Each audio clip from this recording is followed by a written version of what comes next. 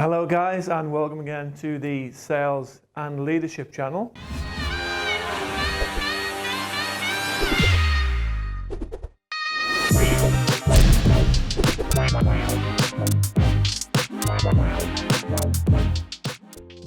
If you've been on here before, you'll know we've covered a few topics in the past. We've been looking at leadership, how you start the leadership process, what do you do with your new teams, and then we've also looked at company culture, and we've covered a few topics. Today we're going to cover a really important one, which is how to deal with difficult situations, or how to have what you call crucial or important conversations. When you're new to leadership, or in your general life actually, to have some strategy behind this can be really, really helpful. And I remember when I first started doing leadership, and I'm not a naturally confrontational person anyway, I found it really difficult to have those really tough and challenging conversations. Having said that, if you follow the strategy I had in the previous video, which is calling popping the small bubbles, the likelihood of you needing to have difficult conversations will become less and less and less, because it won't come to the point where you've got a serious problem or an issue. But if you do, we've got a little 10-step strategy on how to have those challenging conversations. And the first step you're going to look at when you enter in any situation, and I'll also give you a few examples of my life where I've used this strategy to give you a little bit of context to see how that might compare to where you could use this. So first thing you want to look at when you've got a difficult or challenging situation is, what do you want and what do you not want? Because it's so easy when you go into a heated discussion or a challenging situation, one or two questions or the other person reacts in a certain way, and suddenly you've gone completely off topic. You start to have an argument, you start to get very heated, and you've got to come back to what are you wanting from this discussion? What's the core objective, and also what do you not want? The next thing you need to do is you need to create safety. So it needs to be a safe environment. People need to know that this conversation is going to be very open. It's not going to be attacking. You're not trying to get one up on the other person. It's a very, very safe environment. You both want to get your point across, and you want to basically hit your objective, and you've got to create safety. So creating safety is also linked to the next point, which is respect. Now those two things are linked very, very closely. And I read a book which is actually where a lot of this stuff comes from, which is Crucial Conversations When the Stakes Get High. I'd recommend it. It's one of the best books I've ever read, and it can be really helpful. But what they say in the book is respect is a little bit like air. When you've got respect, you don't think about it, but when respect isn't there, you need it as badly as air, and it's as noticeable that that's missing as it would be if air was missing. So you've got to have safety and respect. The next step is mutual ground. So these things kind of all blend in together. Safety, mutual ground, and respect. You kind of tie that into one thing. So how I did this in this conversation, let's say that the guy's name is, this wasn't his name, but let's say he was called Alan. So I said, listen Alan, I want to have a conversation with you to really understand what the situation is at the moment. I've noticed a changed behaviour. I've seen you not yourself, and I really want to get to the bottom of understanding what the situation is. Now, you've got to know I respect you massively. You're one of my top sales guys. You've been with me from the very start. And we all want the same goals. I want you to be successful.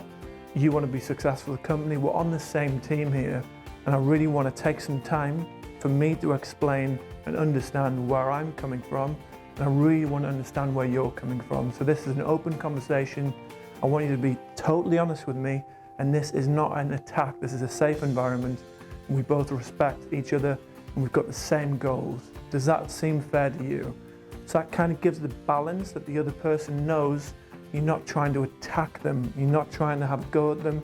They feel safe. There's mutual respect, mutual purpose. Excuse me. And that's a very good starting point for this conversation. But now's the stage where you can have that open conversation. And what you got to remember is that this is one thing we discuss very quickly before we go into the next two steps is anything in life. Let's imagine you've got two people and one thing, a situation happens to two people. One person acts one way, the other person acts a very different way. What's the difference? Why are they acting differently? And the answer is that you have something happens, then you tell yourself a story about what that situation means, and then you act. And the other person does the same thing, but it's a different story. Now, 9 times out of 10, the story is wrong. It's not the correct story. And if you Google something like angry man on train on Google, there's a story that highlights this very well. There's a guy on a train, he's reading his newspaper, and on comes this load of kids. I think there's like 3 or 4 children with the dad. And the dad's just sitting down, he's sort of looking at the floor, not paying attention to the children. And the children running around, making noise, going crazy. And this guy feels like, he's getting more and more angry, and the people around him are getting a bit more frustrated. And his thought process was, so the story he told himself was, how can this guy let his children run riot on a train? Does he have no respect for people? Can he not parent his children correctly? That was a story he had in his mind. So he's like, right, I'm going to speak to this guy and give him a piece of my mind. So he said, excuse me, sir, but could you please calm down your kids? This is getting ridiculous. Now, this isn't the exact story, but you get the gist. And he said, your children cause a lot of issues, they're making a lot of noise, and it's becoming really annoying. Could you please sort out your children? And the guy sort of looked up and said, yeah, mister, sorry, I'm a little bit lost at the moment. We've just been in hospital, and we took their parents, sorry, I took my wife off the support machine. She died this afternoon. We're really struggling to deal with, and I guess the kids are struggling to deal with that as well, so I'm really sorry. Totally different. That story from how the guy initially thought, bad parent, wild kids, but actually they just lost their mum. How else were they going to react? How many times have you thrown yourself into a story and then acted aggressively, and the story's wrong? So think about the stories. So that's the first thing you got to think about. Action, story, what does it mean? Action. And that's the point that can always trip you up. So once you've done that, you've got to tell them your path to where you are now, because you've got a situation, how it came to a head. It came to a crossroads. That's where you have to have a crucial conversation. You don't have these just out of the blue. Things have happened, a number of things have happened, or one big thing's happened.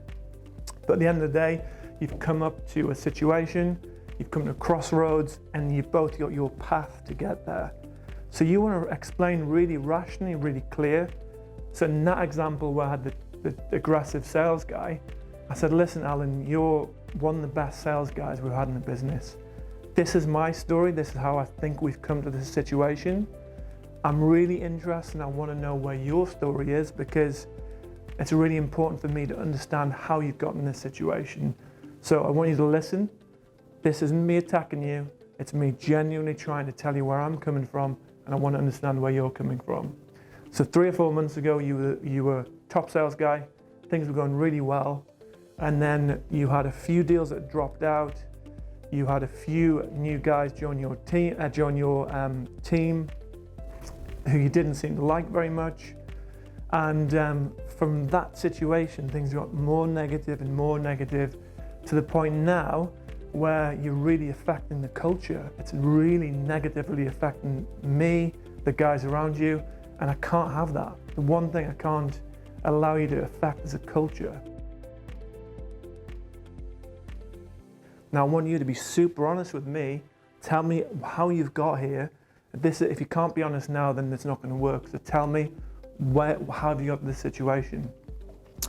And his reaction was, we'd had a conversation 6 months prior about management. He didn't want to do management at that stage, but he changed his mind when he saw 3 or 4 of his colleagues starting the leadership program. I was spending a lot more time with those leaders, and he felt that I didn't value him. He felt that I didn't think he was a good member of the team.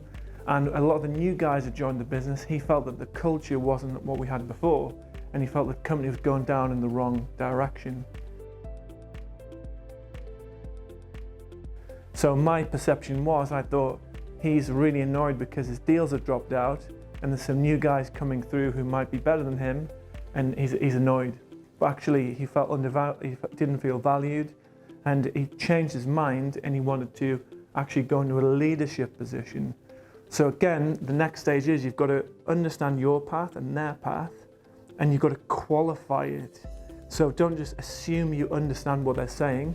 You've got to go, okay, and tell me and what do you mean by that, and what do you mean by this, and could you explain that in a bit more detail? So you want to qualify as much as possible until the next step is you understand the other person. So you've qualified it. It's so easy when you get to that stage to assume, oh, I know where they're coming from. I think I know what they're saying. I know where this is coming from. And then you make your judgment and then your action.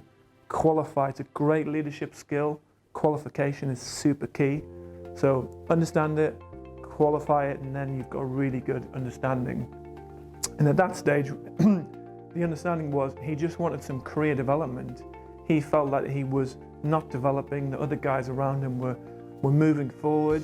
And that's really important actually when you're managing a team. If someone gets to the sort of peak and they feel there's no development, that's where there needs to be a change, or they've outgrown the business if there isn't a change possible. So everyone needs that projection, and when they start going down, that's when unhappiness comes. That's not just in professional life, it's in relationships and in everything. As soon as you stop developing, it goes down the other side. So I had a really good understanding of why he was frustrated, where he was coming from, and I told him my past, and I was very clear with where I was. Now, this is the next step, which is really important as well, is remember, people will repeat the behavior that you reward. So it would have been very easy for me in that situation to say, okay, Alan, you're right, here's what you want, here's the promotion you want, or here's the whatever you want. But that would be me rewarding the wrong behavior. What happens in 3 months' time or 6 months' time when we have this communication block again? What's that person going to do? They're going to do the same thing. They're going to be negative, they're going to be annoying, they're going to try and create a negative atmosphere. Why? Because that's what they did before, and they got a reward, they got the promotion. So I said to him, I said, listen, Alan, I really want to give you what you want. This is probably the most honest conversation we've ever had. Really, really honest. You've been super open. I really want to say thank you for that. And I genuinely meant the objective at the start of this call of understanding it. But you have to understand, from my point of view, I can't reward and I won't reward that behavior. Now, this doesn't mean that I'm not going to give you what you want in time, but I need to see 3 months of zero negativity, unbelievable work ethic. I want the old Alan from when he first joined the business, and we're going to review it every week. And if I see anything negative or you dropping the ball when it comes to positivity, then we're going to start from scratch again, and the 3 months are going to be rolling. Can you commit to giving me 3 months of unbelievable positivity from the second that you walk out this door for the rest of your career, but in particular, the next 3 months? Can you give me that commitment?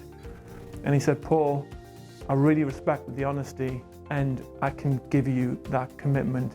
I want to do it. I just want to feel that progression. And he actually got really emotional. He nearly started crying, to be honest.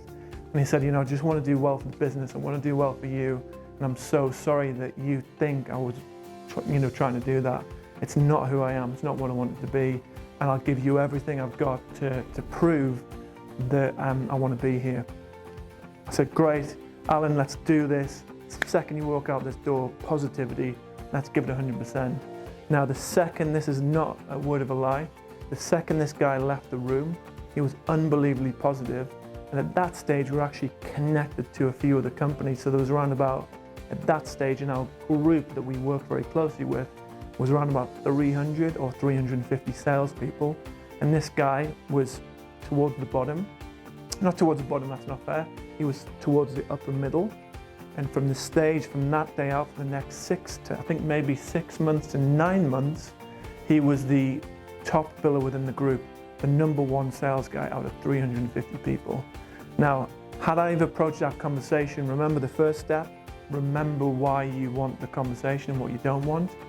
It would have been so easy, and the old me for sure, when he was like, how dare you say this, how dare you say that, you think I'm the bad one, you're the bad one. The old me, I would have totally attacked him. I would have gone full tilt, and we would have had a pretty serious argument, and I would have lost the upside of 9 months of incredible sales, and also broke a few boundaries and raised the mindset of what's possible. And that's one crucial conversation to have.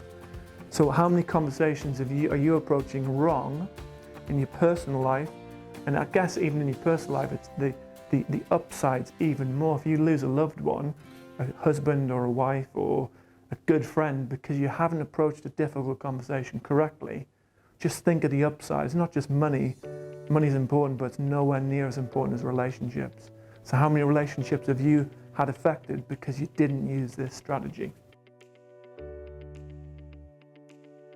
The next step, the final step, is you've got to review the whole situation, because human behavior is pretty much predictable. And I know I've mentioned before, I had a mind blank now, but the gentleman who wrote the book, Principles, who's an absolute legend, had a total mind blank, but he always says that human behavior is predictable and people have clusters of behavior. And it's true, he used to automate it and systemize it so he could see very clearly, almost in a graph, who behaved and how they behaved. But human behavior is predictable. If you don't review it, you'll do the same mistake again, and you won't spot the patterns. So once you've gone through this list again, you need to review everything, go through everything, reflect, what did I learn from this experience, what can I use taken forward. And I think if you do that, I'm really confident that you'll have some very good, important conversations. And if you go on this strategy, don't feel nervous, fall back on the process. And if you fall back on the process, it'll be more robust. And I think you'll get some much better results. I hope that was helpful. Again, this is a Sales and Leadership channel. Paul Heslop here. Really appreciate you listening. And if you do like what you have heard, click the like button, click the subscribe button, and you'll be notified of any videos that are coming in the future. There's going to be some very exciting ones coming soon. Have a great day, guys, and yeah, we'll see you here shortly. Bye-bye.